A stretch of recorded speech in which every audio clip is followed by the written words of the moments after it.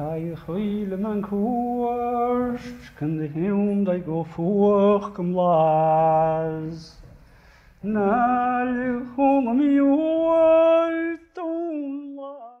Ian, what do you personally see as some of the milestones of accomplishment in the ecumenical movement of the last 50 years? Well, there is one which is incomparable because it's the greatest thing that has happened, and that is the Second Vatican Council, when the Roman Catholic Church opened up, shall we say, to the problem of ecumenism. When I was a boy, there was virtually no contact between non-Romans and Roman Catholics. I grew up in Scotland where the Protestant prejudice is pretty strong. Right. And, well, one just never met a Roman Catholic priest or anything of that kind. I think it was when I was at Glasgow University. Later on, I taught there for a number of years. After you graduated? After I graduated, I taught 9 years in Glasgow University. And I think it was with the Roman Catholic chaplain there that I first had serious conversations with a Roman Catholic. He came to me one day and said he wanted to know something about German Protestant theology. And that was our starting point. And from then on, I've had, of course, many contacts with Roman Catholics. I've lectured in Roman Catholic institutions, preached at Mass in Roman Catholic churches and so on.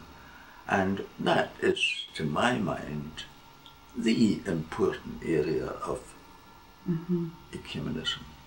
I'm not terribly interested, for instance, in reaching out to Methodists or Presbyterians or whatever,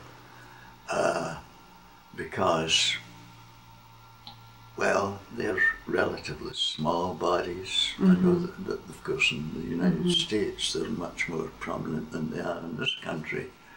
But if, for instance, Anglicanism and Roman Catholicism could come to some kind of agreement, that would be a really major achievement.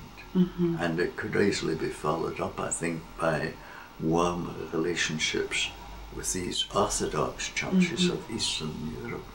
It almost seems today, though, as if the Catholic Church is very focused on the Orthodox dialogues as opposed to the Anglicans. That's right. I think they see maybe that as being a better entry point for a variety of cultural and political reasons. Well, see, they're going back to what was the first major schism in the Christian church, when the Eastern churches, for various reasons, and the Western churches fell out, and you had this great new communion, shall we say, out in the East, the churches in Greece, eventually, of course, Russia and all these countries there.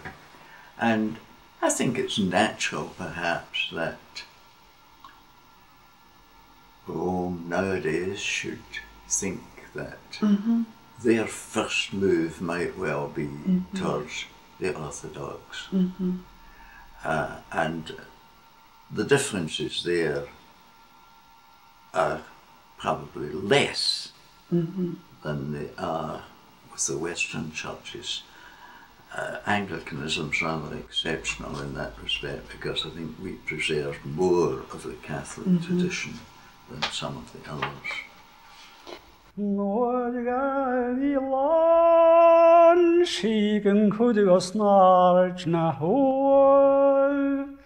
Le meaus I lande vins, at geruile mocht